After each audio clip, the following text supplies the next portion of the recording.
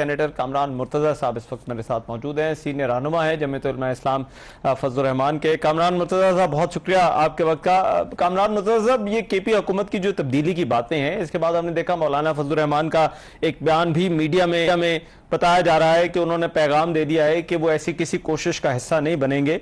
हुकूमत ये कहती है कि ऐसी कोई कोशिश हो ही नहीं रही या ऐसी कोई बात डिस्कस ही नहीं हुई, तो मौलाना साहब को ये पैगाम पहुंचाने की या ऐसी कोई बात करने की क्या जरूरत पेश आई?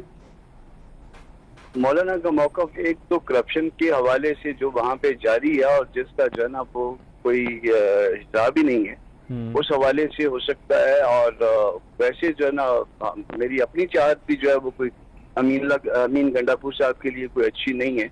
तो अदरवाइज जो है ना ये मामला पार्टी के अंदर डिबेट नहीं हो रहा। अच्छा, जो भी चीजें कोई होने जा रही होती हैं या जिसके ऊपर गौर हो रहा होता है वो चीजें कुक होना शुरू होती हैं, डिबेट होती हैं उस पर।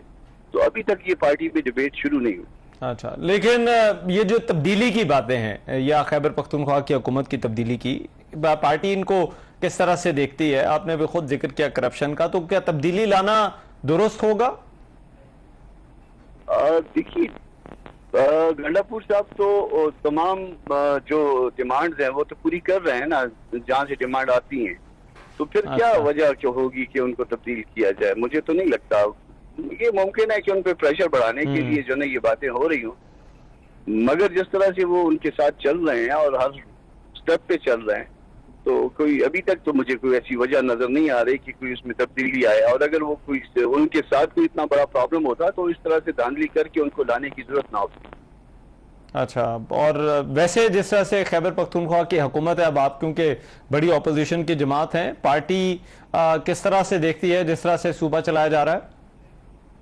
कई स्कैंडल्स आ गए हैं और स्कैंडल्स इतने बड़े बड़े हैं या इस तरह से जो है ना वो पैसों की तकसीम हुई है कि आप सुनते जाएंगे और हैरान होते जाएंगे।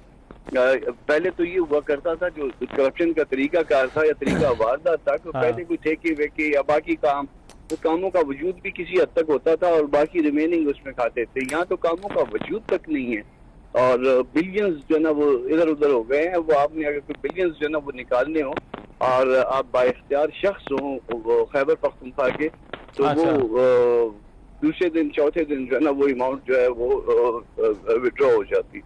अच्छा, ठीक है, राइट। बहुत शुक्रिया। सेनेटर मुर्तज़ा हमारे साथ मौजूद।